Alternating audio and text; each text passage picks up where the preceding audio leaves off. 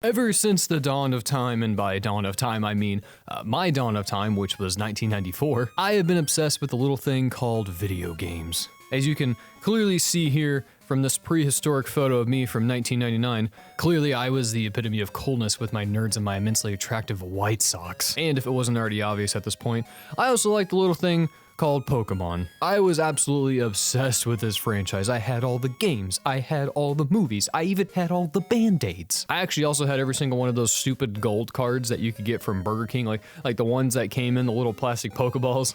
You remember those?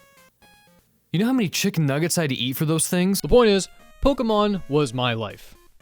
I was Pokémon. These games weren't just games for me, they were games for an entire generation. Games that gave us all a glimpse into a magical world that let us escape from all the stresses of being little 5-year-old assholes. Like having to pick where to sit in the cafeteria at lunchtime or wondering if Susie even liked me in the 3rd grade or not. I still don't know if she did. But Pokémon in recent years has been subject to, let's just say, controversy. The games that have come out all have the fandom screaming about how the games are lazy, they don't have enough Pokemon in them, they rehash ideas, they're graphically ugly, the list goes on and on. So I'm not here today to talk about what's bad inside the games.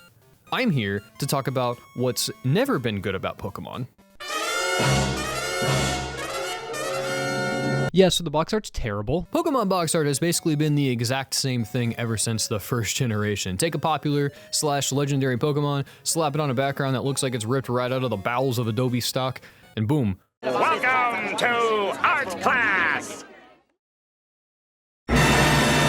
Now sure, back in 1998, this was a new product, and I'm sure Game Freak wanted the emphasis to be on the monsters themselves. Like, I get it, they wanted to show off how cool and badass Pokemon were with their angry, constipated faces and the gotta catch 'em all slogan, but let's fast forward to today.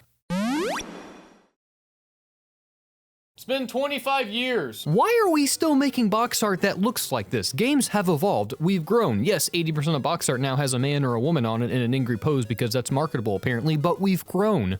Let's do a quick run through of some of these. Bad. Ew. All right, that one just writes itself. It's not just about the fact that they've lazily placed like a render of a Pokemon on the cover with a crappy background. It's that they've lazily placed a render of a Pokemon on the cover with a crappy background and they always add outer glow to the Pokemon. I just don't feel like there's like any extra effort being done here. Like, let's look at Heart Gold and Soul Silver's box art real quick.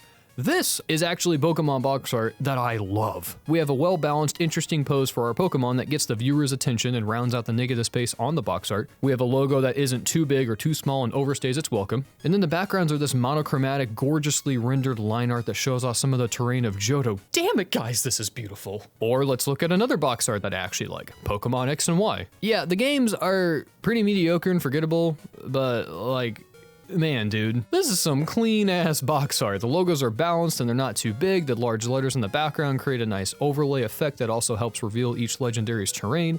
The lighting on each of these backgrounds is really well done. Look at the light rays. And the legendaries themselves have this really cool framing effect where they both use the shape of their respective games. These are sick. Now let's take a look at Sword and Shield. The logo's not even centered. Pokemon Sword and Shield's box art represents everything that's wrong with modern Pokemon in my opinion. It looks cheap, corners were obviously cut, the legendaries are either like really over-designed or just bland looking. Like, really? A dog that holds a sword? Okay. Okay, Daisy.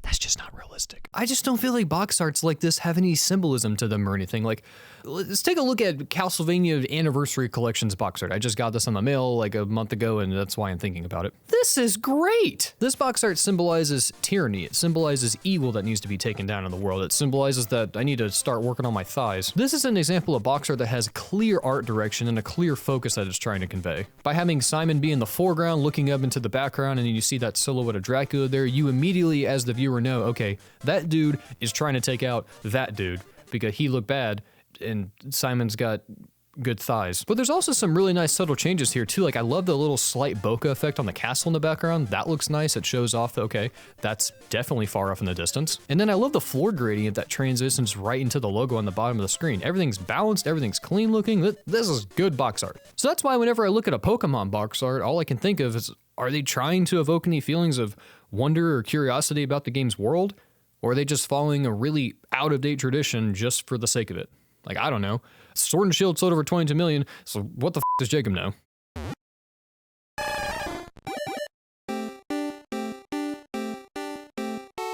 Nothing. You know nothing, Jacob. If I had no idea what Pokemon was, I know, right? But let's just imagine for a moment that I had no idea what Pokemon was. What would this tell me? That it has monster animal things and they may or may not have weapons? What do I do in this game? What is this? Rated E for everyone? But that dog's got a sword in his mouth. I think the thing that frustrates me the most about this is that I know Game Freak is capable of making good box art. And the reason I know this is because whenever a Pokemon spinoff comes out, it has good box art. Most of the time. Pokemon Art Academy is an example of when their box art is actually really good. This is great. It's simple, it's effective, has some nice custom art drawn for the cover, the logo's placed well on there.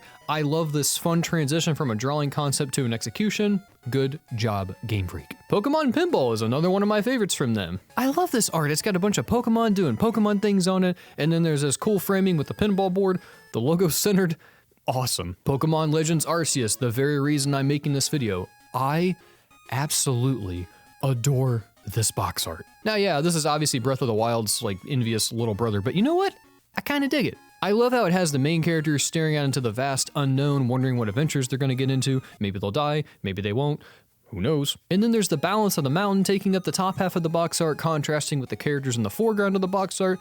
This is great stuff. It's kind of like Castlevania Anniversary Collection. Trying to tie this all together. No. Bring back Castlevania. In my opinion, the Pokemon Company makes their games come across as cheap and lazy with this sort of representation. And from what I can tell, a lot of people seem to agree with that. Whoa! And then they buy the games anyway. At the end of the day, this is just box art. Like, I get that. What's in the game is what's really important. But it's more about how this practice leads to cutting corners in other ways. Things like refusing to improve and evolve based on player feedback, or showing a general lack of ambition with the franchise. This, in my opinion, is a perfect visual representation of a company that is stuck in the past and refuses to change. Pokemon is all about giving the player a sense of adventure, like showing them that they can push the boundaries, learning that they can bond with their companions, and overcoming evil in its most purest form. It's also just a good first step in learning what it's like to take care of something. Like, you're kind of the parent to these animals, or Keys in Klefki's case. So you need to learn their strengths, learn their weaknesses, what they like, what they don't like. It's kind of like having a pet. So why the f doesn't the box art ever show that? So that's all I gotta say about that. I'm sorry if this video came across as just one huge bitch fest. I didn't intend for that. Started going on kind of a rant there for a while, but you know what? I feel better. Honestly though, it just bothers me a lot to see Game Freak put like in barely any effort, in my opinion, into their box arts, at least for the mainline games. I'm not talking about new Pokemon Snap. That brought a tear to my eye looking at that the first time. That should be in a museum. So with all that being said, here's to the future of Pokemon and Pokemon box arts. May your games be good and your covers also be good. Just in the video.